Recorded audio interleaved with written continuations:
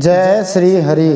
नारायणं नमस्कृत्य नरं चैव नरोत्तमं देवीं सरस्वतीं व्यासं ततो जयमुदीरयेत्।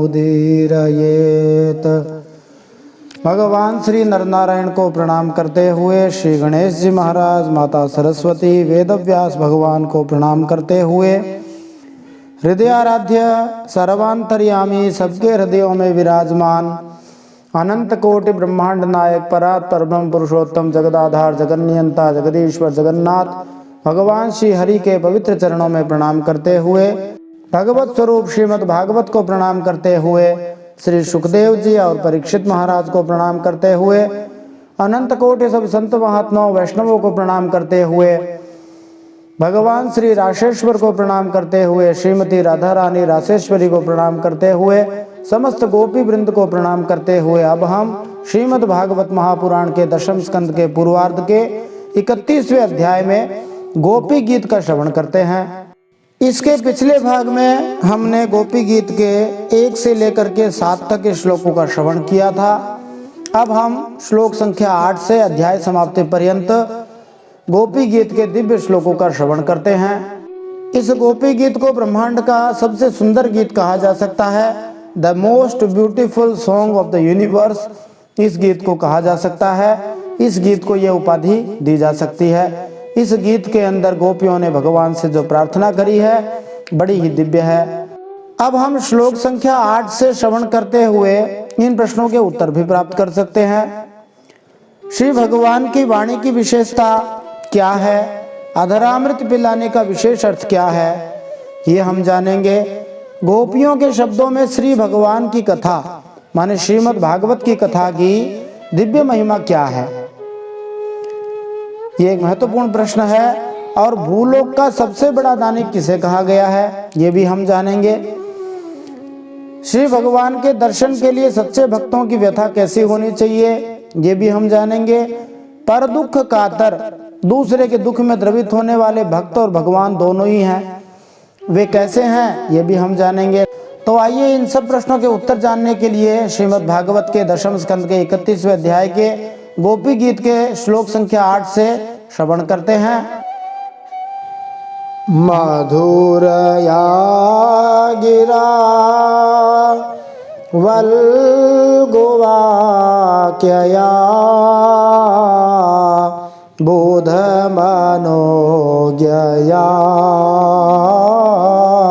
पुष्करे क्षण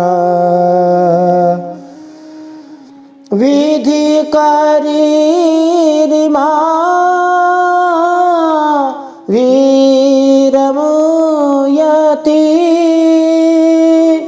राधरसिधुना प्यायया स्वना। गोपियां कहती है, हे कमल नयन, तुम्हारी वाणी कितनी मधुर है। उसका एक एक पद, एक एक शब्द, एक एक अक्षर मधुराति मधुर है, बड़ा मीठा है। बड़े बड़े विद्वान उसमें रम जाते हैं, उस पर अपना सब कुछ निछावर कर देते हैं। तुम्हारी उसी वाणी का रसास्वादन करके तुम्हारी आज्ञाकारिणी दासी गोपियां मोहित हो रही हैं। हे दानवीर, अब तुम अपना दिव्य अमृत से भी मधुर अधर रस पिलाकर हमें जीवन दान दो, छका दो। अधर कहते हैं होठों को। होठों का रस पिलाने का तात्पर्य हुआ कि आप हमें ऐसा अमृत पिलाइए जो अधर मनी इस धर पर न मिलता हो, इस धरा पे धरती पे न मिलता हो। न धराया अधरम, जो धरा इस धरती का न हो वह अधर हो गया। तो आप हमें वह दिव्य अमृत पिलाइए। दूसरी बात, होठों से जो हम कहते हैं कि अमृत पान करवाया, तो वास्तव में होठों से अमृत पान कराना शब्दों के द्वारा होता है, वाणी के द्वारा होता है। भगवान की वाणी श्रीमद् भगवत गीता है। यहाँ पर बीच बीच में भगवान जब वार्तालाप करते हैं तो भगवान की बात जब सुनते हैं तो निस्संदेह वह अमृत से भी ज्यादा अच्छी होती है और सबका कल्याण करने वाली होती है। यही इसका भाव है। अधर रस से मतलब चुम्बन लेने से नहीं है। अधर रस से मतलब आप हमें अपनी वाणी का दिव्य रस घोल के बताइए और बताइए कि हमें क्या करना चाहिए। जो भगवान ने गीता में बताया वो हमें किस प्रकार से करना चाहिए, वही भगवान का अधरामृत है। तो भगवत गीता भी भगवान का अधरामृत ही है। फिर गोपियां एक बहुत बढ़िया बात कहती हैं, कौन सा अमृत पिलाइए, समझो कि जो पिछले श्लोक में कहा है। इस श्लोक में बहुत बड़े दानवीर के बारे में बात करी गई है। सबसे बड़ा दानी कौन है, ये श्लोक में गोपियां बता रही हैं। तव कथामृतम तप्त जीवनम कविभिरीडितम कल्मषापहम्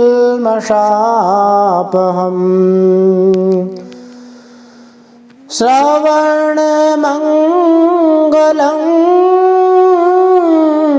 श्रीमदाततं भुवि गृह्णन्ति ते भूरिदा जना। हे प्रभु, तुम्हारी लीला कथा भी अमृत स्वरूप है। विरह से सताए हुए लोगों के लिए तो आपकी कथा जीवन सर्वस्व ही है। वे लोग तो आपकी कथा छोड़ते ही नहीं हैं। बड़े बड़े ज्ञानी महात्माओं, भक्त कवियों ने आपके लीलाओं का गान किया है। वह सारे पाप ताप तो मिटाती ही है, साथ ही सुनने मात्र से परम मंगल परम कल्याण का दान भी करती है। इसलिए भगवान की कथा सुनते रहने चाहिए। आपकी वह कथा परम सुंदर, परम मधुर और बहुत विस्तृत भी है। जैसे श्रीमद् भागवत महापुराण 18,000 श्लोक, 12 स्कंद हैं, 335 अध्याय हैं।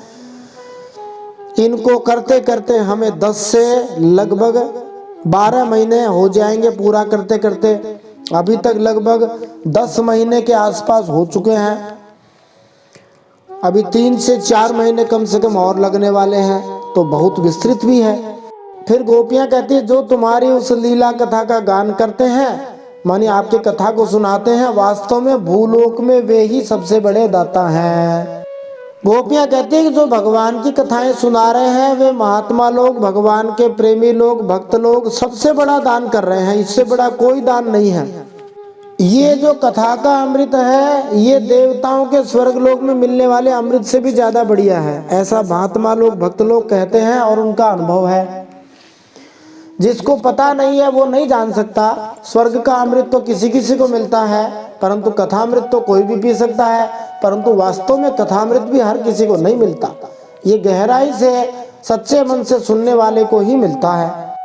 यह श्लोक राजा प्रताप रुद्र ने भगवान जगन्नाथ की रथ यात्रा उत्सव के समय श्री चैतन्य महाप्रभु को भी सुनाया था। जब चैतन्य महाप्रभु एक बगीचे में विश्राम कर रहे थे तो राजा प्रताप रुद्र विनम्र भाव से वहां गए और उनके चरण चापने लगे, पैर दबाने लगे। तब राजा ने श्रीमद् भागवतम के 10वें स्कंद का 31वां अध्याय, जो कि गोपी गीता अभी हम सुन रहे हैं, वो सुनाया था। श्री चैतन्य चरितामृत में बतलाया गया है कि जब श्री चैतन्य महाप्रभु ने तव कथामृतम से शुरू होने वाले श्लोक को सुना तो वे भावावेश में तुरंत उठ खड़े हुए और उन्होंने राजा प्रताप रुद्र को गले लगा लिया। श्री चैतन्य चरितामृत में इस घटना का विस्तार से वर्णन किया गया है। पुराने समय में राजा महाराजा होते थे, वे भक्त भी होते थे, राजा भी होते थे। तो प्रताप रुद्र राजा भी थे, भक्त भी थे, इसलिए उन्हें गोपी गीत याद था। फिर आगे गोपियां गाती हैं, प्रहसितं प्रिय प्रेम वीक्षणं विहरणं च ते ध्यानमङ्गलम् रहसि संविदो या हृदि स्पृशः कुहकनो मना क्षोभयन्ति।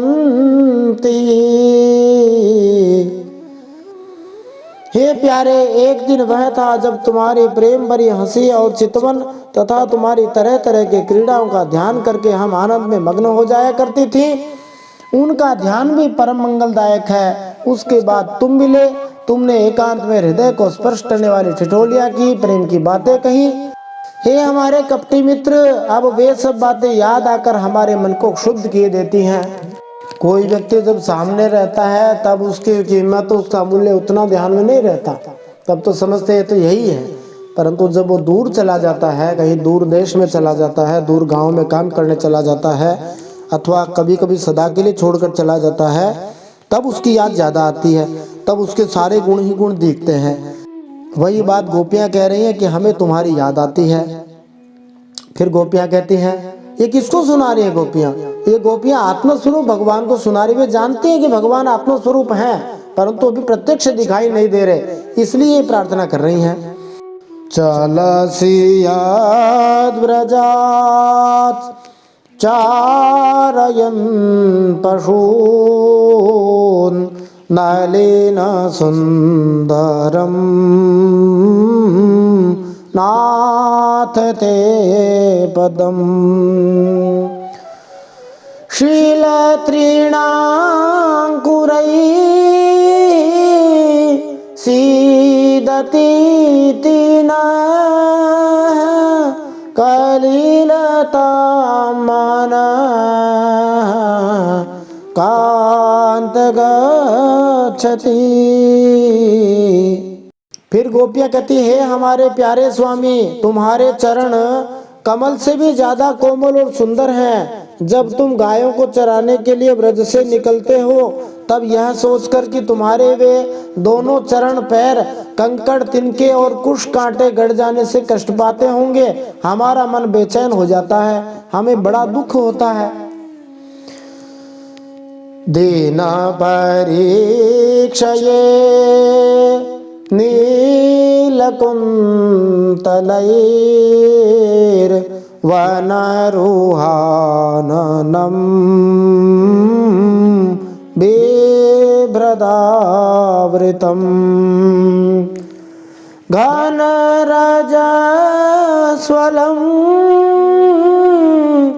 दर्शयन् मुहुर्मानसि नः स्मरं वीरयच्छसि।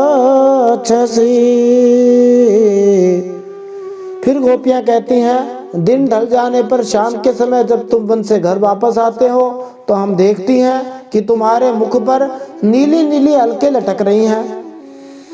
कोई कोई भक्त लोग कहते हैं, भगवान श्री कृष्ण सांवले थे और काले थे, इसलिए वे अपने काले बालों को आगे लटका कर रखते थे, जिनको अलके कहा जाता है। आगे इसलिए लटका के रखते थे कि काले के सामने कोई बहुत ज्यादा काला हो, उसके सामने थोड़ा कम काला हो, वो थोड़ा गोरा लगता है। तो भगवान अपने मुख को सुंदर दिखाने के लिए वो काली काली लटों को मुंह पर लटका के रखते थे।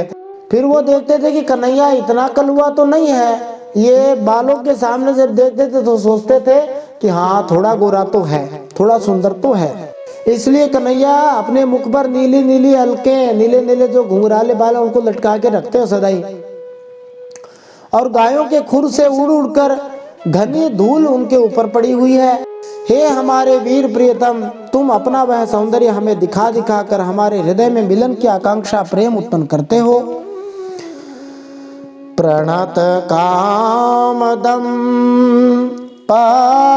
पद्मजार्चितं धरणि मंडनम ध्येयमापदे चरण पंकजं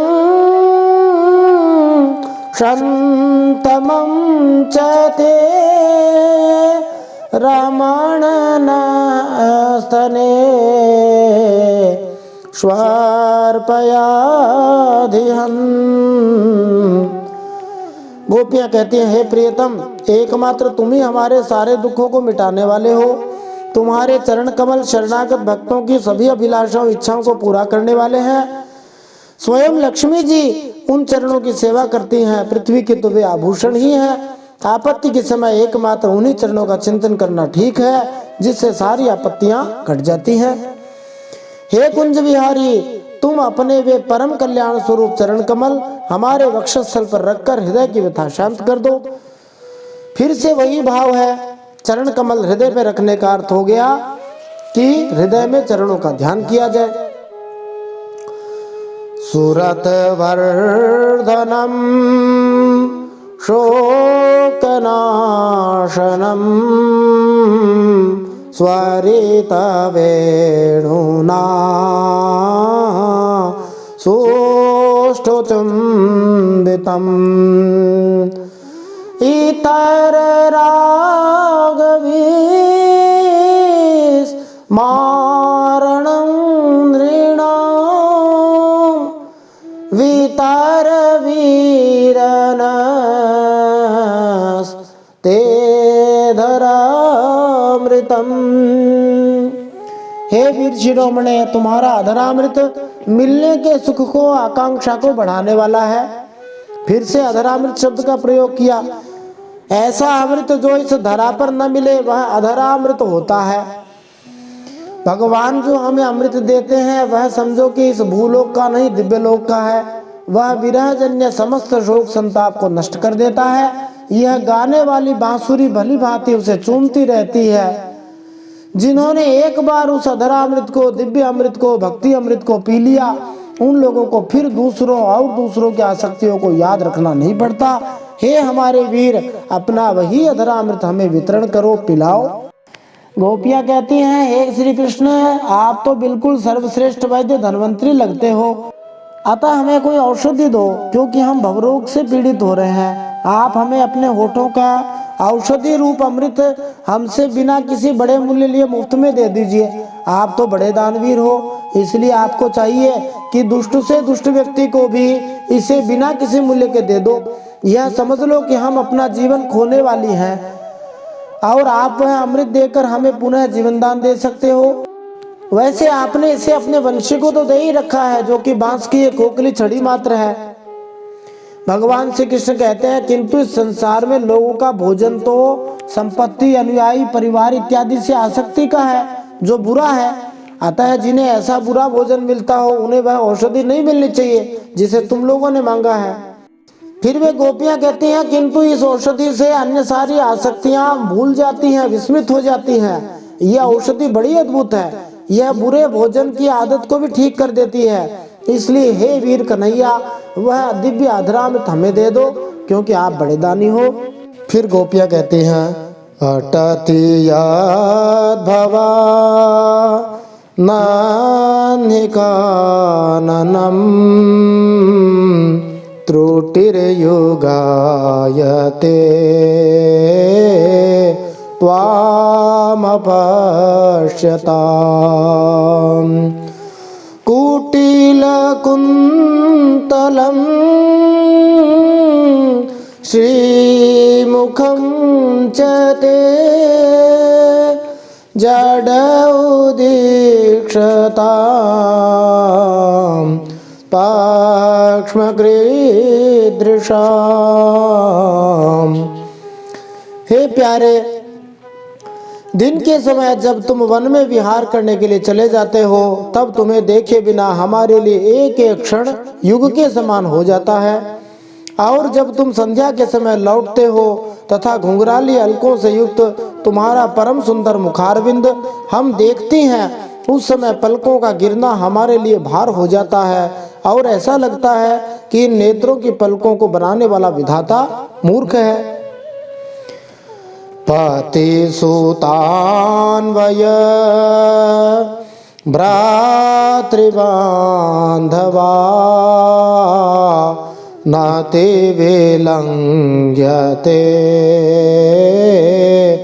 त्याच्युता गता गतिविदस्तवोद गीतमोहिता कि तव योषिता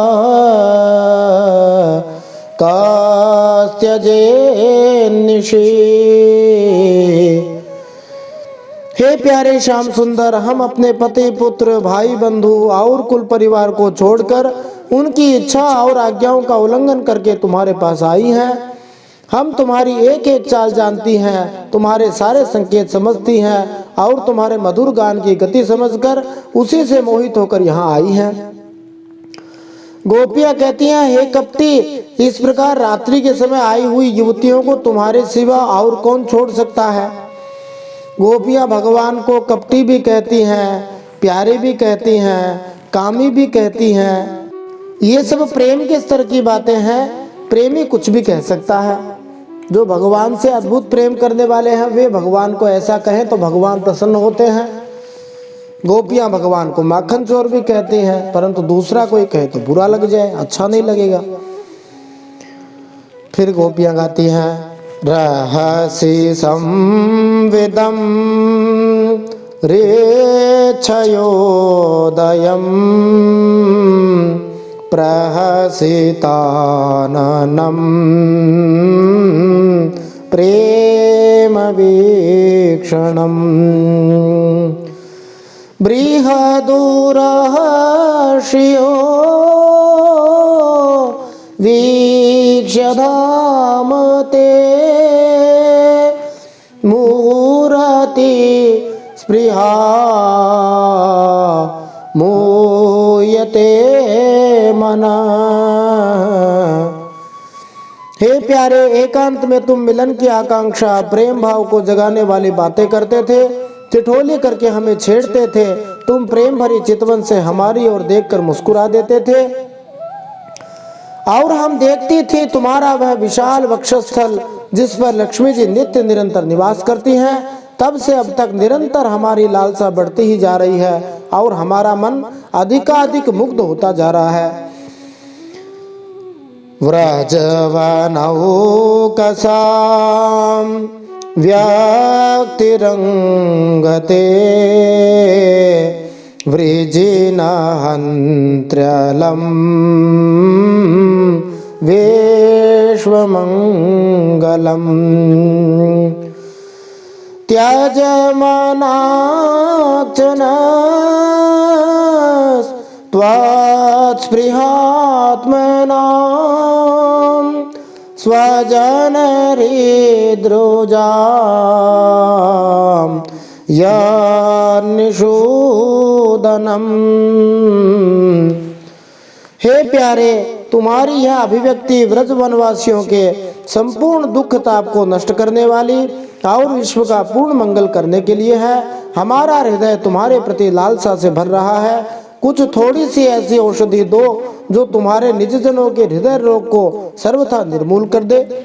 फिर अब इस गोपी गीत का अंतिम श्लोक बसंतिल का छंद में गाते हुए गोपियां कहती हैं, यत्ते सुजात चरणाम्बुरुहं स्तनेषु भीतः शनैः प्रियदधिमहि कर्कशेषु तेनाटवीमटसि तद् व्यथतेन किंचित् कूर्पादिभिर्भ्रमति धीर् भवदायुषां नः। गोपियां कहती हैं, तुम्हारे चरण कमल से भी सुकुमार हैं। उन्हें हम अपने कठोर स्तनों पर भी डरते डरते बहुत धीरे से रखती है कि कहीं उन्हें चोट न लग जाए। उन्हीं चरणों से तुम रात्रि के समय घोर जंगल में छिपे छिपे भटक रहे हो। क्या कंकड़ पत्थर आदि की चोट लगने से उन पैरों में पीड़ा नहीं होती? हमें तो इसकी संभावना मात्र से ही चक्कर आ रहा है। हम अचेत होती जा रही हैं। हे श्री कृष्ण, हे श्याम सुंदर, हे प्राणनाथ, हमारा जीवन तुम्हारे लिए है। हम तुम्हारे लिए जी रही हैं, हम तुम्हारी हैं। एक भक्त ने इसी भाव को लेकर एक भजन गाया है। दो पंक्ति गुनगुनाते हैं। तुम हमारे थे प्रभु जी, तुम हमारे हो, तुम हमारे ही रहोगे, ओ मेरे प्रीतम। हम तुम्हारे थे हरि जी, हम तुम्हारे हैं, हम तुम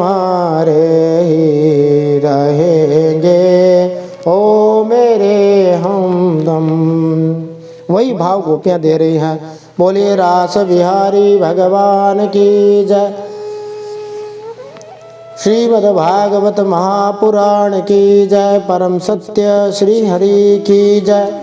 इति श्रीमद्भागवते महापुराणे पारमहंस्यां संहितायां दशमस्कन्धे पूर्वार्धे रासक्रीडायां गोपीगीतं नामैकत्रिंशोऽध्यायः। श्रीमन्नारायणार्पणमस्तु। इस प्रकार श्रीमद्भागवत महापुराण परमहंसों की संहिता दशम स्कंद पूर्वार्ध में रास क्रीड़ा में गोपी गीत नामक 31वां अध्याय भगवान श्री नारायण के चरणों में समर्पित हो।